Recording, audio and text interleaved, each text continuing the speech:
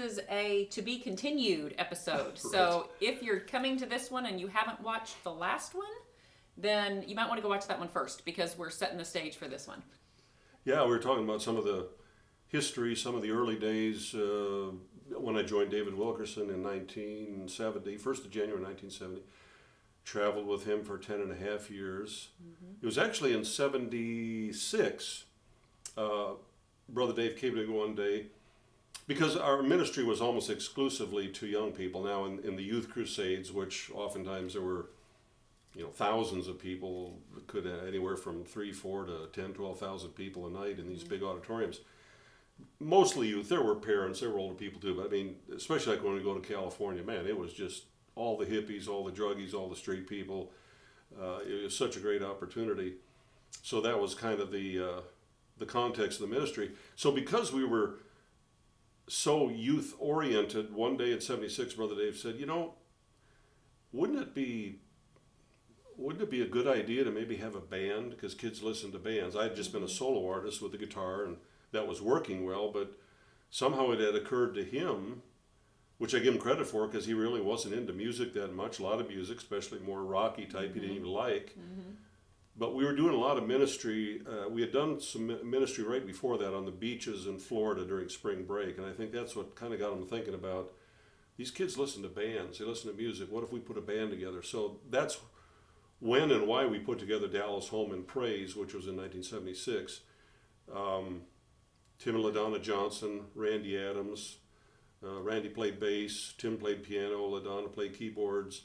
They both sang, so we had 3-part harmony. Then I think within the first year we added a drummer, Rick Norris. Mm-hmm. And that started in 1976, kind of in the middle of the time I was with David Wilkerson. One of the things that happened, we probably in the late 70s began to, we did in 76, November 76, we did the live album. In the Lindale, the old Lindale High School, a few hundred people. Happened to be a song on the album called Rise Again. Live albums weren't selling that well. Side 2, number 4, was the worst place you could put a song, which is I think where Rise Again was. We spent a whopping, as I recall, maybe $5,000 making the album, which was, you couldn't even walk in the door of a studio for $5,000. Yeah. We kind of did everything wrong. We didn't know anything. We just knew that, we'd only been together 6 weeks at that time. We did this live concert because we needed to get an album and have some music out there, something to give to the people, sell to the people, as a product. Well, Rise Again just caught on. Yeah. Rise Again nobody had any idea the impact that song would have, how the Lord would use that. So suddenly Dallas Holm and Praise went from, relative obscurity to, and I say this carefully, but it's just a fact. Rise Again was number 1 in every Southern Gospel, middle of the road, contemporary, every kind of chart they had in Christian music. Rise Again was the number 1 song. Mm-hmm. It was just God. He just took that song. It's a simple song. It's one of the simplest songs I've ever written. There's nothing complex. It's musically simple, but it's the message of the gospel. And God just said, I'm going to use this. You write it. And, when I say you write it, I never have said, God gave me this song. I think God gives abilities. One of the things I can do is write music. There's a ton of things I can't do. I don't have the ability. Man, I wish I did, but I just don't. But that's something God has given me to do. So I never have a problem saying, I wrote this song. I think it delights the Lord to see how we respond to that which He's given us, and we take the initiative to do it. I've often likened it to, we teach our kids, we say, hey, you need to clean up your room, make the bed. They don't do it. We tell them again, make the bed, clean up your room. They don't do it. One day we walk by and we do a double take, we look in, the bed's made, and they've cleaned up the room. Oh, that brings such joy to our heart. They've heard, they've responded. It's much more satisfying that they've taken that which we've given them and now they've obeyed and they've done it. I liken that to songwriting. Now, having said that I've written maybe, 300 songs or something like that, but there are probably 3 songs I'd pick out of that, Rise Again being the first, that I don't feel comfortable saying, oh yeah, I wrote Rise Again. Mm-hmm. Because I remember when I took the pencil on the yellow pad, after much prayer, I didn't hear a voice out of heaven or any thunderclaps, but it was like taking dictation. Go ahead, drive the nails in my hands. Laugh at me where you stand, because I'll rise again.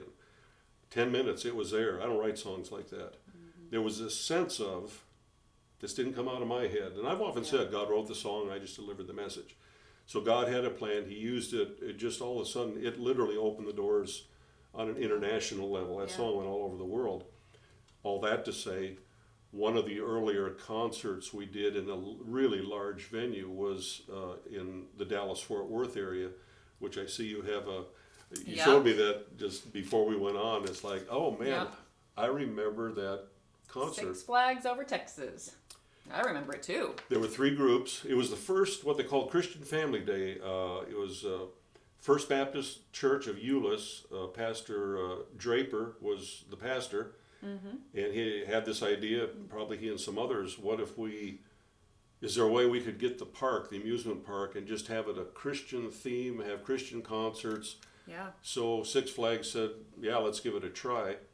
So this was actually the very first Christian Family Day anywhere. It was Dallas Holm and Praise, Truth, and the Imperials.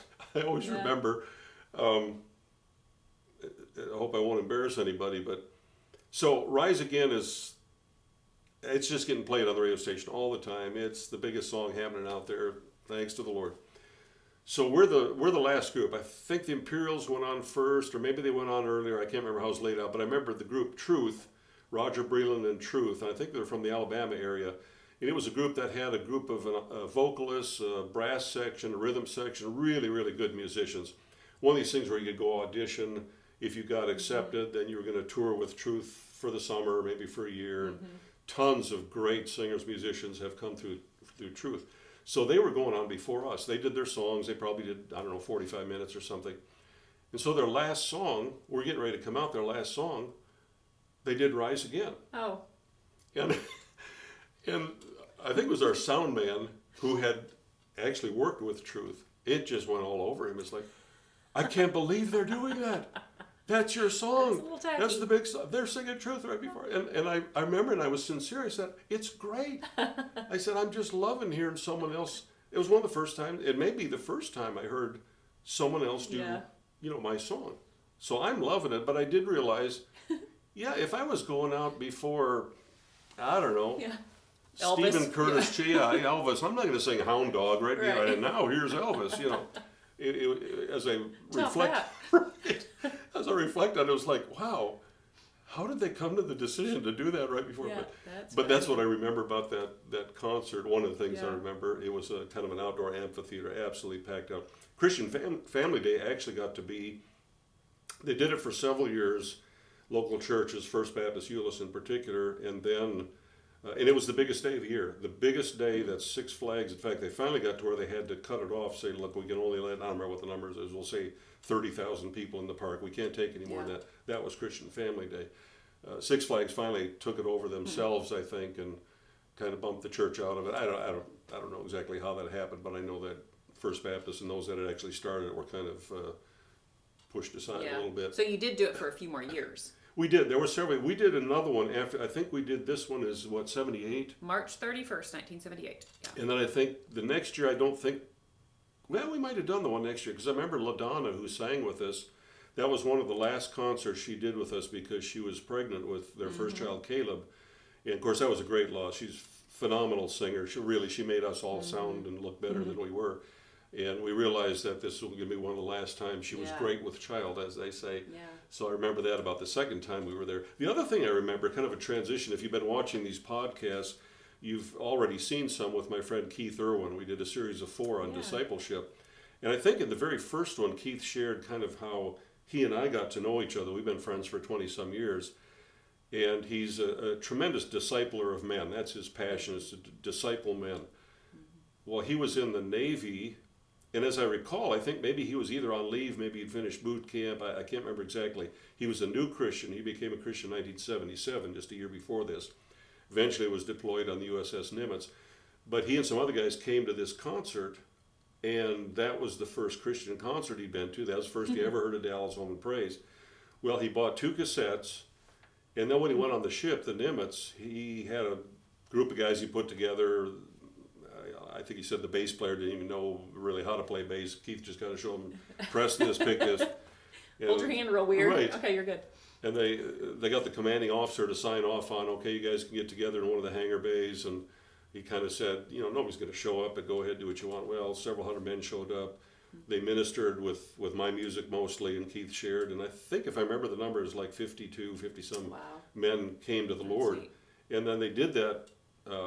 Then they had an ongoing thing. They had to keep moving to bigger venues on the ship because more and more people would come. But that all started from that concert that we did at Six Flags that Keith attended. I know we talked about that in one of the podcasts. So when you showed me that, in fact, Keith was in the building here, our office, just when I was looking at that. I said, "Oh, Keith, come here, look at this."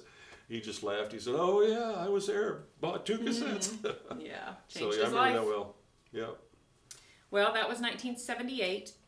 About 1981, is that when the band went a different way? Is that about Well, the right actually, timing? no, 1980 is 80? when we left David Wilkerson. Oh, okay. Brother Dave, the Crusade yeah. ministry was starting to kind of wind down. Not just his, but Crusade style ministry in general. Things happen for a season at a time, a certain way of doing things, and then something else comes along, and that kind of that pattern, of that template of Crusade style ministry was just not working as well. I don't really know why. I don't think we knew why at the time. But it had kind of run its course at the same time that his Crusade ministry was sort of scaling down. Dallas Holm and Praise, our ministry when we would go out, was just increasing. More and more people were coming to the concerts and listening to our music and buying our records and whatever. So Brother Dave called me into his office in it was July of 1980 and said, and he was frustrated. He didn't say it at the time, but conversation afterwards, he basically said, "Look, we're going to go back to where we started, just you and me. We don't need the band. He had some other things. He built this thing up, kind of created the monster, as they say, and now all of a sudden, as the Crusade ministry is going down, we can't keep facilitating all this." And I just told him, I said, "Well, Brother Dave, and he made me the offer. You can either stay here, or if you feel like you go out on your own." And I came back the next day and had prayed about it, talked with Linda about it, my wife, and I just felt like God seems to be blessing our ministry, and I feel like it's time that we go out and do what we do and what He's called us to do. And he didn't take that well. I mean, he took it because we had. It became more so later on in life, but we had very much a father-son relationship. Yes, he was a boss and I was an employee, but it was more than that. He respected what I did. I certainly respected what he did. We ministered together. We traveled together. Even on rare occasions, we shared a motel room together. I mean, we were on the bus together traveling. We had a relationship. Your mom, my wife Linda, and his wife Gwen were best friends. They did things, and so it was a family thing, and it was a father-son. So when I suddenly said, "I think it's time for me to leave," that was hard for him, because he kind of felt like, almost like I was not committed, or But later on, as we talked about that some years later, he said, "Dallas, I was just so frustrated," because he said, the Crusade thing was kind of over. I didn't know what to do. Yeah. I didn't know where, and eventually went back to New York, which was, that's who Dave Wilkerson was. That's his niche. Started the Times Square church down in Times Square. He had wonderful ministry there for years. The church still goes on. Tremendous church. Yeah. Carter Conlon, I think, is the, I think somebody knew now. I think, what's his name? Delina. Oh, Tim? Is there. I think Tim Delina's there. Which is interesting. I didn't know that. Sidebar issue.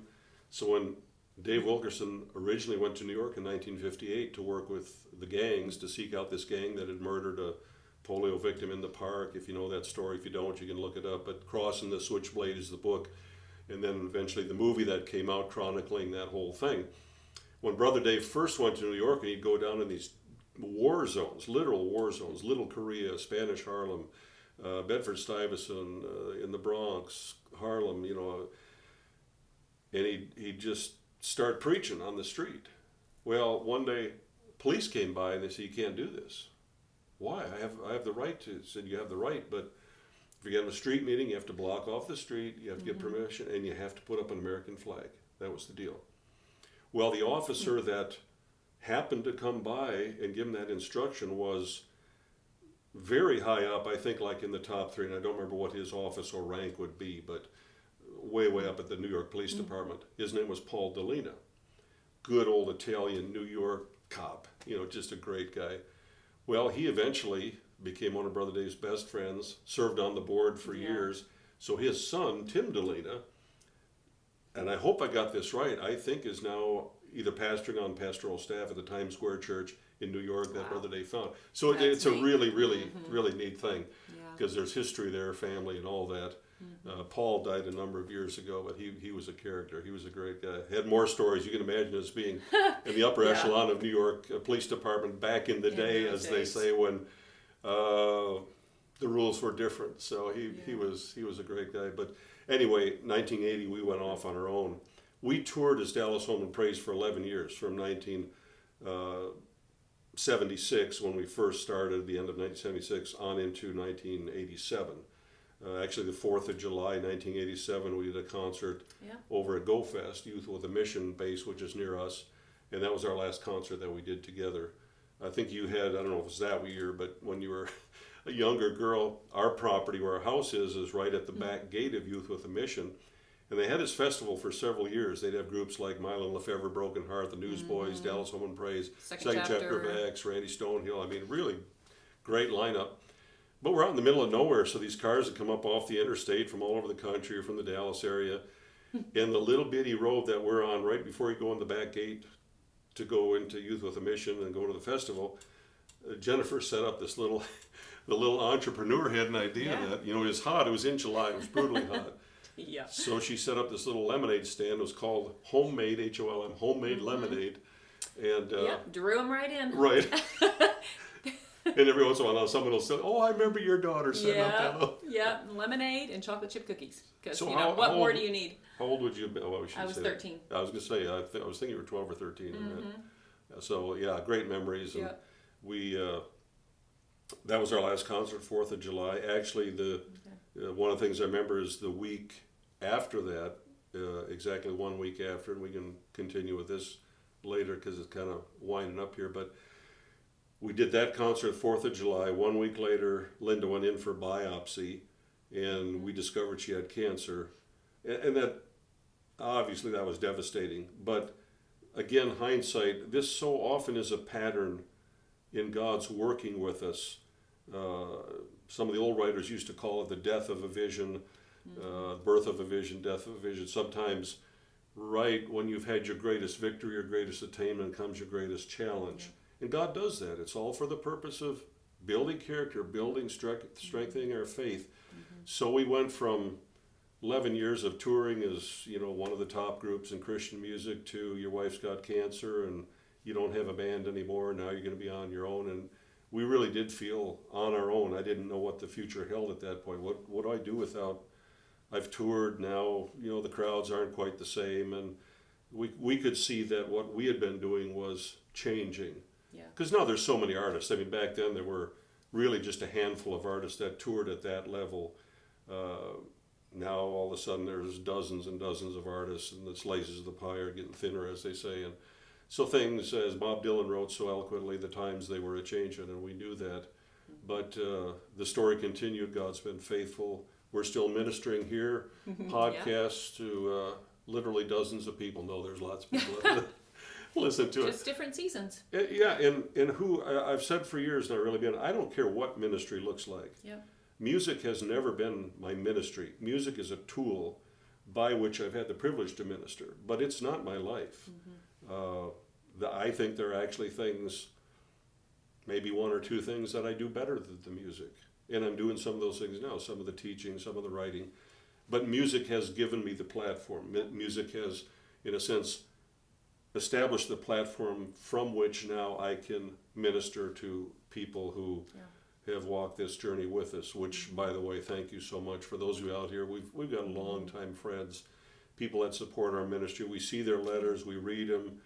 People send in, some for years and years, just donations, some little, some larger, but here we are. We're still going, and we will continue to go, though we're going to end right now. But Yeah. we'll be back next time for another podcast. Here we are with my daughter Jennifer, myself, Dallas. Thank you. Have